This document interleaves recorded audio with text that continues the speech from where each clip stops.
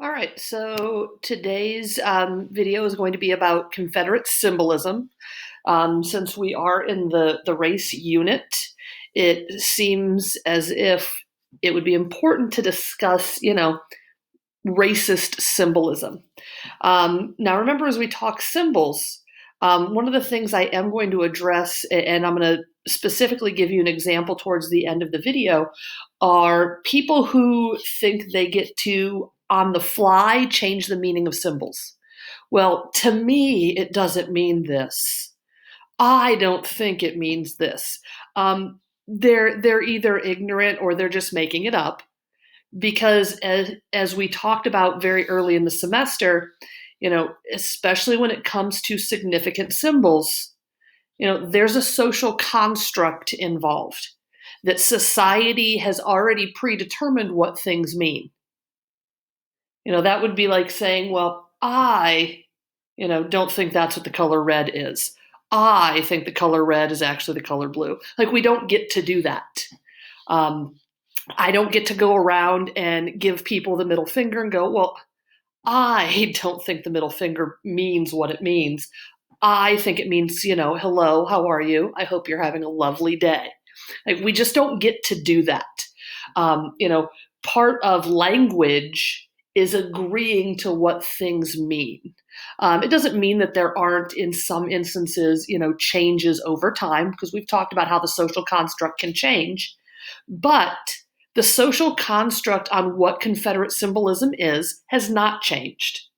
So the debate on whether or not, the Confederate flag or those Confederate memorials that, some towns and counties are still putting up, the debate is it heritage or hate? It's not really a debate. The answer is hate, and I will prove it. So I want to start off with a picture of Colin Kaepernick. Here you see him kneeling during one of the national anthem being performed at one of his NFL games when he was still with the 49ers. And this image and his, very peaceful, very low key, quite frankly, protest, the only reason it became a big deal was because, the news made it a big deal to get ratings. And so this image enrages some people. And if you note on the left side of the screen there, the area of the country where you will find the most opposition to the Colin Kaepernick protests from a few years back is in the South. The common refrain was, "This is super unpatriotic, and it is dishonoring our troops." One person, and I want to show you, and I'm not going to go through the whole article, but I want to kind of show you, kind of the mentality or intelligence of some of these people. Here you see an article. This is from Fox Sports, although this was not the website that originally published it, just to be fair, but they were dumb enough to reprint it. So the author, who he's not on this website, and I don't blame him from trying to get away from his stupidity here, he titles his article, "5 Countries Colin Kaepernick Should Move to If He Hates America." And number 5, South America. So for some of the people who find, this unpatriotic, they don't know what a country is. So just for the record, South America is a continent. The fact that this is free speech doesn't matter, apparently. The fact that we have the right, to peaceably assemble, which this is an absolutely peaceful protest, unlike the terrorists with their, massive firepower that were gathering last week in Michigan to protest not being able to get a haircut. This is a completely peaceful protest, but this enraged people. For those of you with social media accounts, you might have seen, the over the top, reaction to such a calm and simple thing. Disagree with Colin Kaepernick, sure. This is America. Everybody has a right to their own opinion. But some people, he got death threats. The vitriol this created was over the top. Yet then we have this symbol, which 2/3 of the population don't have a problem with. Even more than that in the South. 75% of Southerners are okay with this symbol, where they were overwhelmingly not okay with this one. Now, what I think is kind of, strange about this, one of these symbols is a literal symbol of treason, and that's the Confederate flag. Actual American soldiers were killed as a result of what this symbol stands for. Recent estimates have kind of taken the number number of deaths as a result of the Civil War as high as possibly 750,000. So 750,000 Americans were killed because of this symbol. Yet people seem to be okay with this while they, will boycott and threaten because of this. So just for interesting comparisons, before I really get into kind of the bulk of today's facts, let's compare how some other countries deal with, their problems in history. So in Germany, for example, it is a national crime to deny the Holocaust. The woman who is pictured there, I believe her first name is Monika. She was a German Canadian, or she is a German Canadian, excuse me. And she is kind of locally famous, I guess, for publishing YouTube videos denying the Holocaust. She made the dumb decision to go to Germany to attend the trial of a fellow Holocaust denier, and she got arrested. It is a crime. Here you will see the woman known as Nazi Grandma. Again, she's another famous Holocaust denier. She had been, sanctioned and charged numerous times for, promoting Holocaust denial. Finally, in 2017, she was tried, convicted, and sent to prison for 2 years. I believe she was up for parole in just this past December and denied. And so you see how other countries deal with their past history of hate. Now, in Germany, Nazi symbols, this is just one of them. There's a ton of other, Nazi symbolism, like the SS symbol, just various Third Reich symbols. They're all banned in Germany by the US. So when we liberated Germany and then became one of the occupying countries of Germany, we had banned all of these symbols. And then when we helped write the new German Constitution following World War II, the ban of these, Nazi symbols made its way into their new constitution. So it was, the United States who basically spearheaded the banning of these symbols of hate. Yet we hide behind freedom of speech with our own symbol of hate. So we obviously, we thought banning hate speech and banning hatred symbols was very important, except our own symbol of hatred. So let's get into the argument where I will prove anyone who mistakenly thinks that the Confederate flag is a symbol of heritage, I will prove them wrong.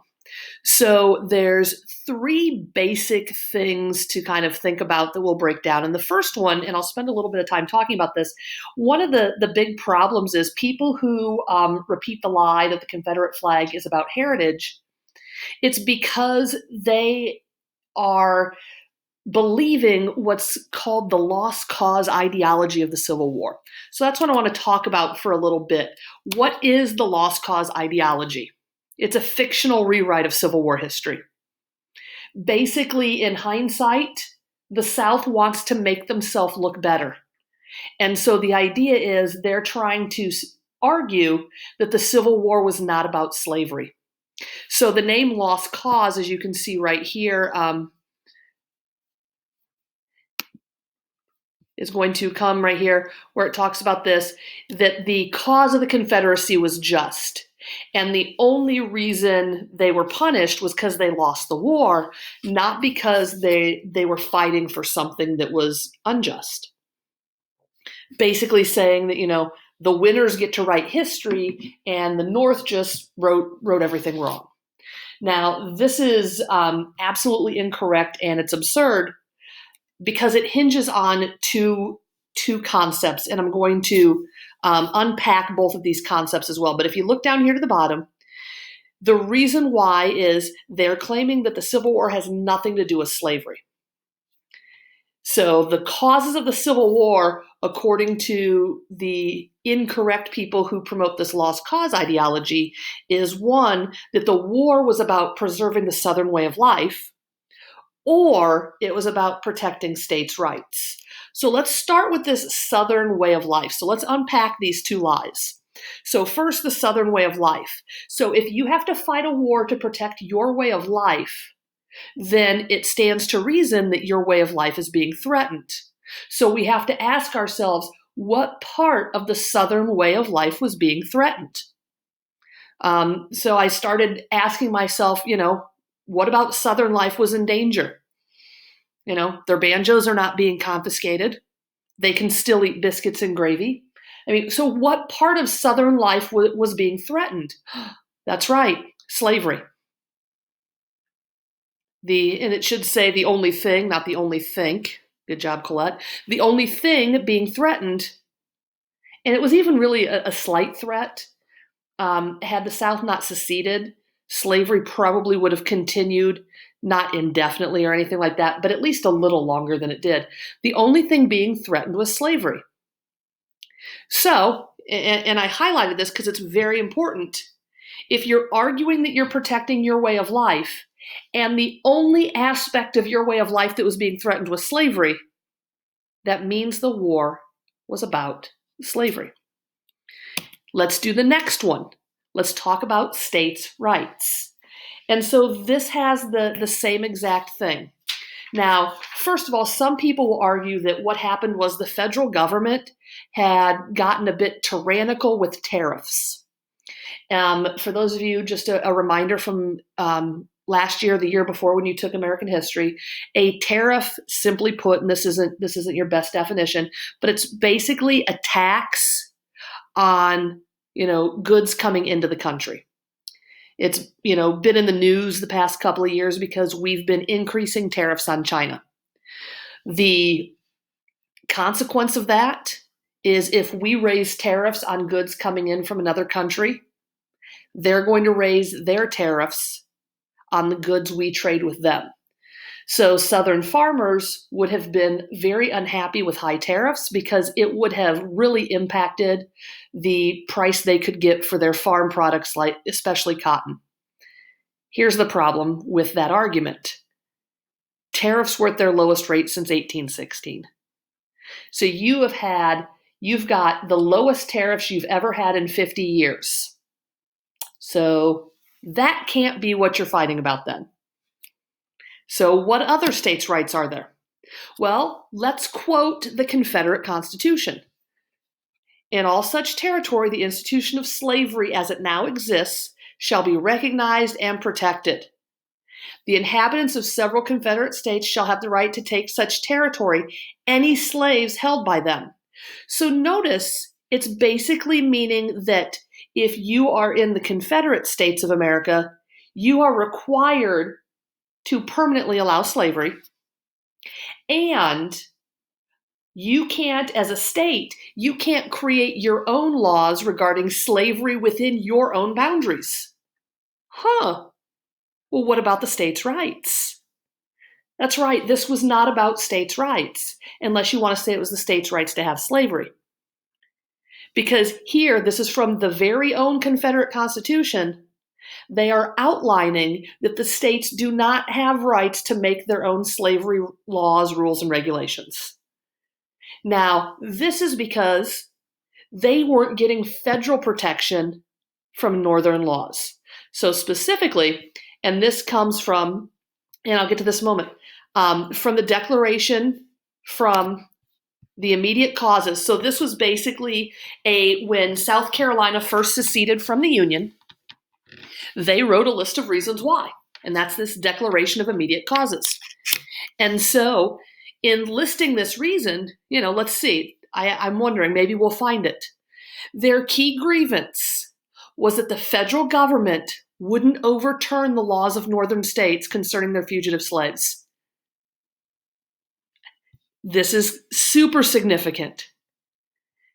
They didn't secede to promote states' rights. They seceded because the federal government would not ignore states' rights. They didn't think the northern states should have rights when it came to African Americans, that the northern states shouldn't get to make their own laws concerning African Americans within their state border. They seceded to oppose states' rights, not promote it. So people who keep, perpetuating this lie that the Civil War was fought for states' rights, it was fought for slavery. It had nothing to do with states' rights except the states' rights to keep slaves. So, lost cause ideology, gone. Now, what's interesting, and I'm kind of going to put these two things together, is that for those who then claim, well, it's a memorial, we had all these troops that died, it's just a way to honor these people. Well, you have, the most well-known of the Confederate generals, Robert E. Lee. He went on record following the defeat, recommending to not have any sort of Confederate memorials. And we'll talk about other people who will condemn, other Confederates who will condemn, using Confederate symbolism as well. But the real important aspect is this third bullet point, and it's the timing.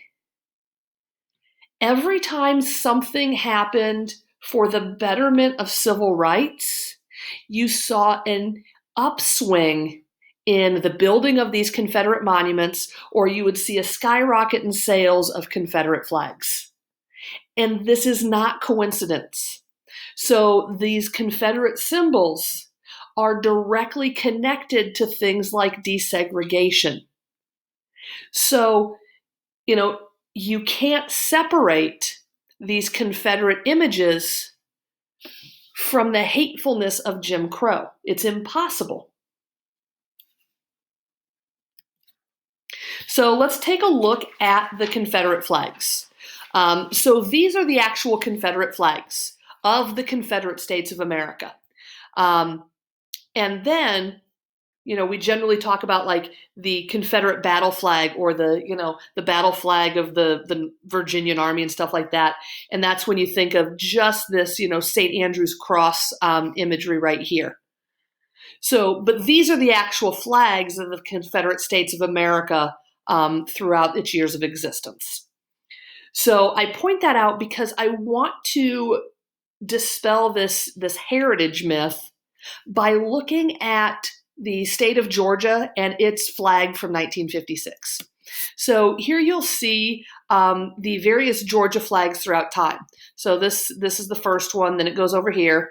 Then this is the flag I want to talk about. This was the new design of the flag in 1956. Then in the 2000s, they switched to this flag, and then this is the flag of Georgia today. Now, I want to point out one thing before I really start talking about this flag from 1956. And notice that this flag right here, and I believe this one, and my numbers might be, or my years might be off slightly, but I believe somewhere around 1879 this one was adopted. And notice it does have Confederate symbolism to it. It's got that red, white, red bar design with the blue field here, that it's got a bit of a Confederate image to it. Then look at today's flag. This is the original Confederate flag, only what they have done. Notice, all they did was inside that circle of stars, add the seal of Georgia. Now, what's interesting about this is not a very well-known Confederate symbol. So a lot of people don't realize they snuck a Confederate symbol in there. because in 2020, this is the well-known Confederate symbol. And that's also why in 1956 they switched to this symbol. Nobody knew this was a Confederate symbol. It was, but it wasn't well known.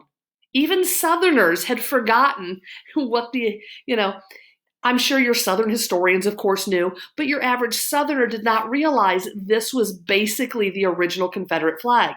This was the symbol that was still most famous, even though it wasn't widely seen. There weren't, it was, 1920, 1930. You did not see Confederate, this battle flag. So when I talk about the Confederate, I'm talking about this one, the one that we know.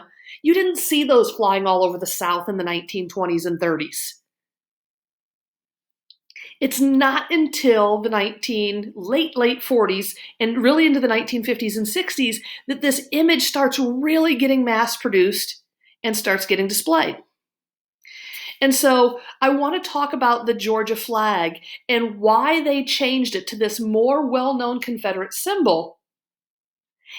And then that will, I think, prove to you why anyone who says this is a flag of heritage and it's not a symbol of racism, they're either, racist and just, afraid to admit it, or they are ignorant. Now, when we talk, and I mentioned this before, the definition of ignorance is you're lacking knowledge, information, or awareness. So, at best, anyone who says the Confederate flag is not a racist symbol is ignorant. So let's take a look. So the Georgia flag was changed in 1956, as I already said, from one Confederate image to a more recognizable one. That in and of itself, if we unpack that and we think about that, that means they wanted to make some sort of statement. And it's not just about, a memorial for troops, because you could argue they already had that with the old flag.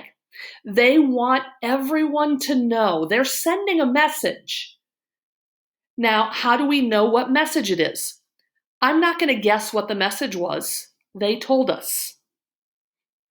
So you can see in that second kind of set of information there that one lawmaker stated, quote, that they're going to change the flag. It will serve notice that we intend to uphold what we stood for, will stand for, and will fight for. Okay, so what are they standing for and what will they fight for? Well, on February 13th, 1956, the governor signed the new flag design into law. And when he was giving a speech about the new flag, he says, and I quote the governor, "Georgia's two greatest traditions, segregation and the county unit system." So he directly states the reason to change the flag is to serve notice that they intend to uphold their two, once again, I quoted the governor, two greatest traditions, segregation and the county unit system. Now, I don't believe I need to tell you what segregation is, separation by race, but I want to mention really quickly what the county unit system is. The county unit system, and you saw this in various forms in a handful of southern states, but it was very well entrenched in Georgia politics. Basically, it meant that all the counties were equal in elections, regardless of the population. So a sparsely populated Georgia county had as much political power as the county that the city of Atlanta was in. So what this means is that the county unit system in Georgia, it basically gave all of the political power in Georgia to 1/3 of the population and misrepresented the other 2/3. So 1/3 of the people had all of the political power. People like Senator Talmadge, for example, he manages to be a long-term politician from Georgia into the Senate, yet he would rarely win the popular vote in the state. So, I mean, it's not democratic by any stretch of the imagination. So it was a way for, in some areas, a white minority to maintain all of the political power.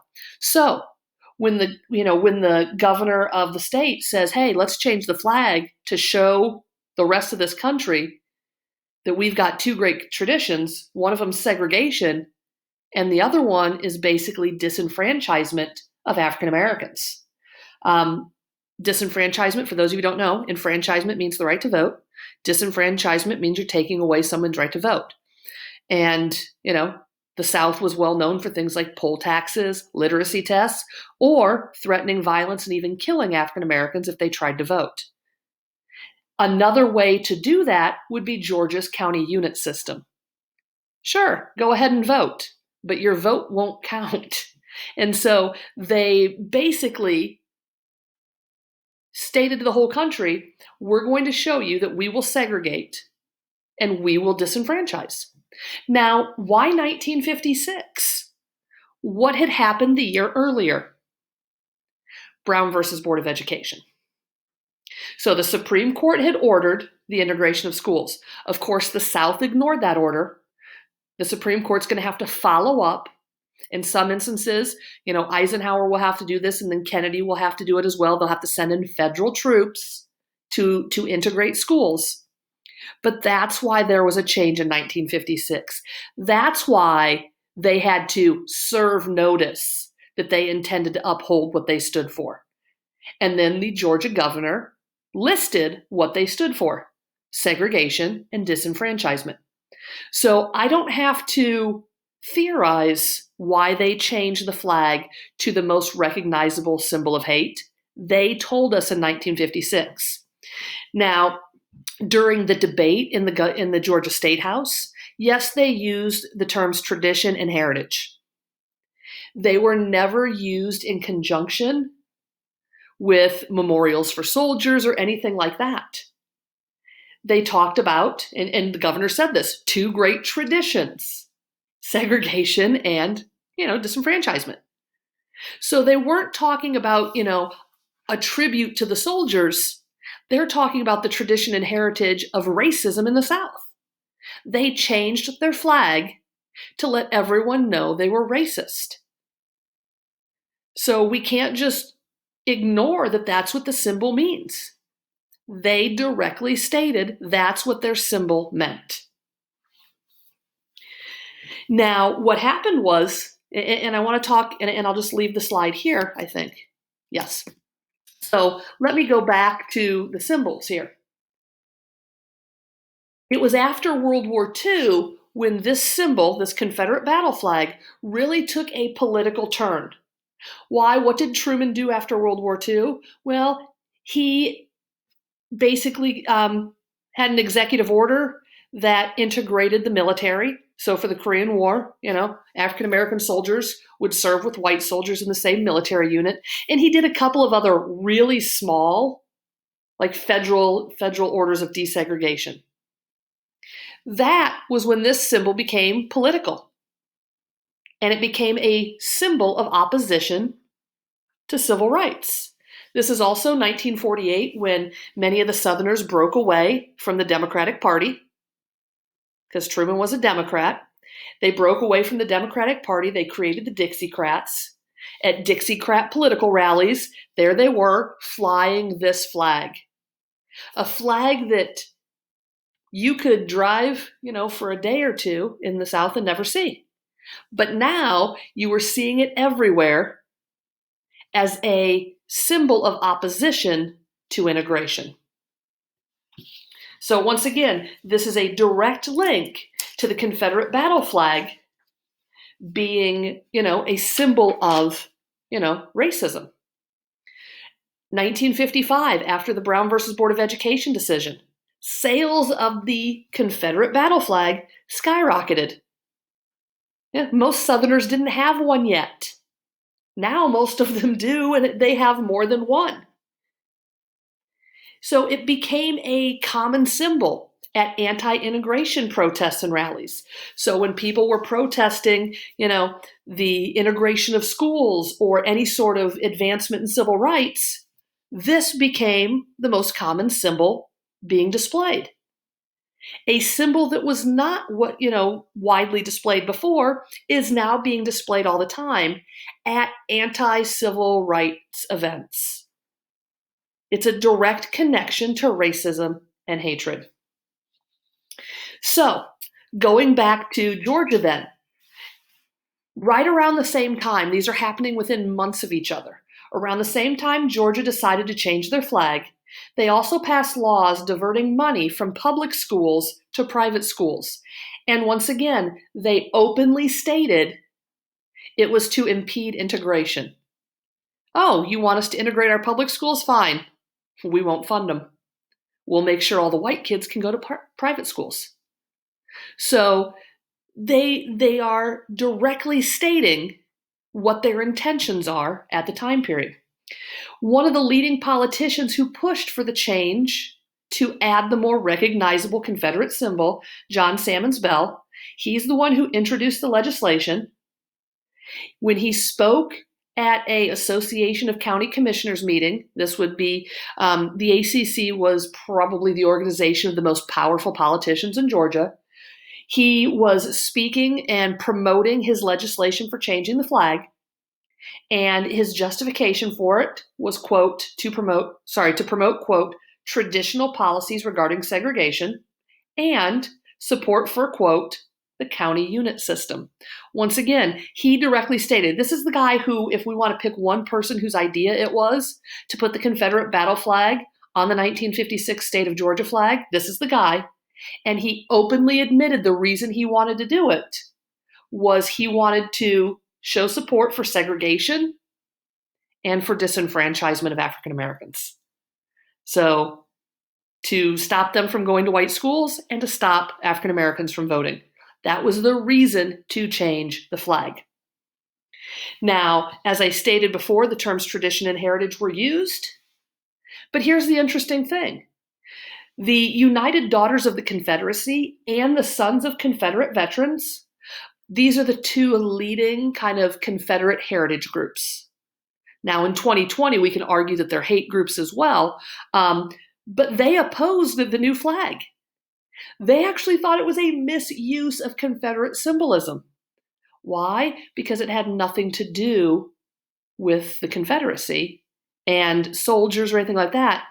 It was used entirely as a symbol of racist hate. And so they opposed it. At the same time, Georgia was trying to put this Confederate imagery on the flag. They were abolishing the Confederate Records and Pension Department. This was the actual group within the Georgia government that would keep the records and history of the Confederacy. So they didn't care about heritage. Here they are abolishing the one state government group that was responsible for keeping the historical records of the Confederacy. We'll get rid of that. But they put this symbol on their flag. This is not about heritage, and anyone who thinks so is lying. So I want to take a moment, and especially, and this one drives me insane, Northerners and the Confederate flag. So this particular aspect of the Confederate flag, what had gotten me kind of thinking mostly about this was when I had gone on, one of my summer trips, and I had gone to Nashville. And as you guys know, my vacation trips are super nerdy. I like to stop at historical plaques and historical sites, and that's my idea of, fun. So in Nashville, of course, there's Andrew Jackson's, house, and then, there's a couple other presidential homes in the area and all that. But when I go to new areas, I will stop at their visitors bureau. So I'm in Columbia, Tennessee, I believe, in the visitors bureau. It's one of the towns outside of Nashville, about an hour outside. And I'm, picking up all the pamphlets and all that. And there's an elderly woman who is, whether she gets paid, but most likely she was a volunteer there, who runs their little county, visitors bureau site. And I'm picking out the pamphlets I want to see. And she says to me, she's like, and I still can't believe I was kind of shocked that she's like, oh, you are so lucky that you're visiting the South. She's like, you can still buy a Confederate flag down here. And she had said this because she had asked, asked where I was from, and I'd said Illinois. Oh, well, it's a good thing you're here because you can buy a Confederate flag down here. And I looked at her and I go, well, why would I want to do that? I'm from Illinois. And I could have gotten into this discussion. I didn't have nearly the amount of facts I have to tell her why she's a racist. But quite frankly, I also, knew that I would be unsuccessful convincing this, elderly woman that she was a racist. But it got me like, and I just thought it was the stupidest thing ever. I'm like, I'm from Illinois. Why would I want the flag of the Southern, treasonists? And so then what happened was, I got to thinking, and then in my old neighborhood where I used to live in Milan, there was a guy who was down, 4 houses down from me who lived on the corner, who had a Confederate flag in his window as opposed to a curtain. And he wasn't even white. He wasn't African American either, but he was a person of color. And here he is with, a symbol of white supremacy. And so I want to do a case study of a Northerner and the Confederate flag and point out, and this is what I talk about with my American history students, racism is not just a Southern problem. There's just as much racism in the North. So I want to point something out, and I want to show you a picture of him. So I want to tell you about Owen Golay.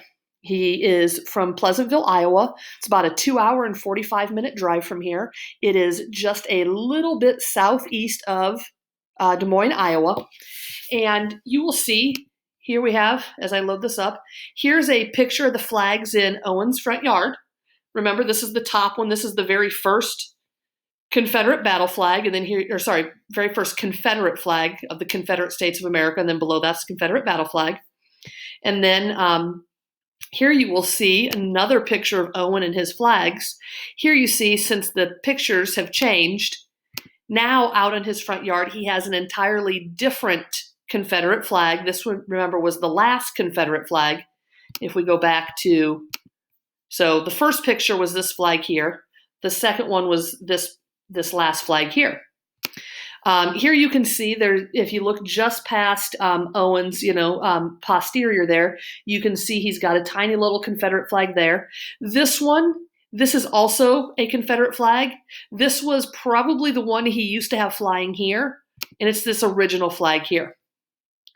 What you don't see, but if you Google him, you'll see some pictures, and you can even watch the news, interview him and all that. The reason why, as you can see, because he had to resign and basically leave the Republican Party of Iowa because they were condemning his actions, which, quite frankly, good for them.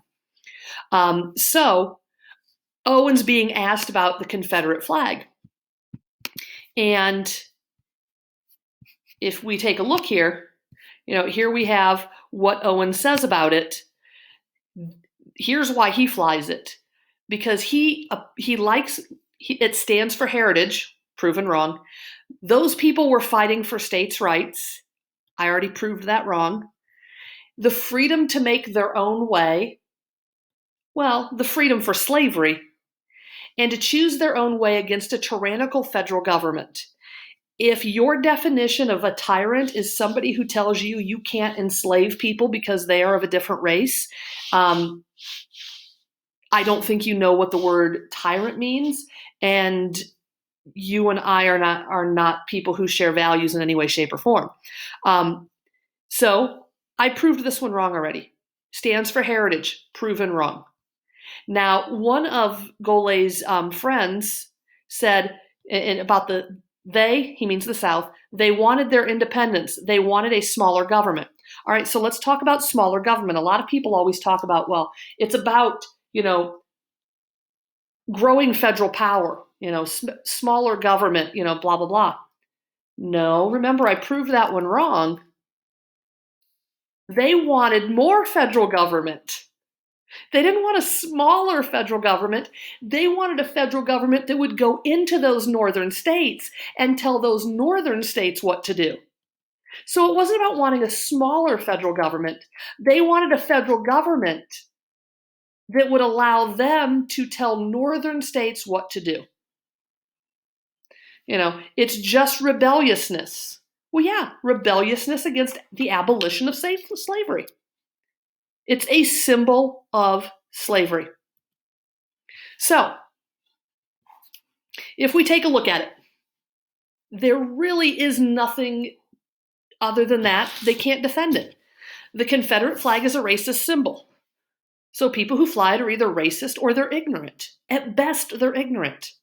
And even then, if you remember from our previous video when we talked about the types of bigots, are they really ignorant of the racist symbolism? Or are they lying because they don't want to be called out? Remember, you've got your two types of bigot. Your active bigot, super proud. And then you have your timid bigot. They discriminate more secretly. They don't want to discriminate in an open fashion because they're afraid of the consequences. So if we look down here, my example, think about the Charlottesville rally from a few years ago. You know, these are the ones where the white supremacists were marching around a Confederate statue in Charlottesville, chanting of all things, Jews will not replace us. So they were really combining all of their hatred into one rally. And what happened after that was, a lot of them, they must have left their masks at home. And as a result, there were pictures of them and they got put on the internet. This is the only reason I know what the word doxing is because of the Charlottesville rally. And so you had people creating Twitter accounts and posting the pictures of these people to help identify them. And then they would do things like call their employers and let them know that we're going to let everybody know that you employ a racist, that you employ a white supremacist. One of the racist white supremacists at Charlottesville, a man by the name of Christopher Cantwell, he was the one, you might have seen this one. He had created a video on Facebook that went viral in which he was crying, literal tears, about how it was so unfair that he was being discriminated against because he's not racist. He was at a white supremacist rally, holding a tiki torch, protesting that Confederate symbols should remain where they're at, even though there are symbols of hate. And he was chanting, quote, Jews will not replace us. Now, further, Christopher Cantwell had been interviewed and said that he was willing to kill for the right to keep these symbols. Yet, when he had to face the consequences of his actions, he thought it was super unfair. So I say that because this would be why somebody would lie. They've got the Confederate flag up at their house, they're wearing the belt buckle, the t-shirt, whatever, and then they say, well, I'm not a racist, because that's what Gary was saying. Gary's not a racist, of course not. This is about states' rights and small government. Well, Gary's either a racist or he's ignorant and doesn't know what happened during the Civil War. Most likely he's racist, but he wants to not have any consequences for it. So as usual, if you have any questions, please make sure you email, and I will talk with you guys later.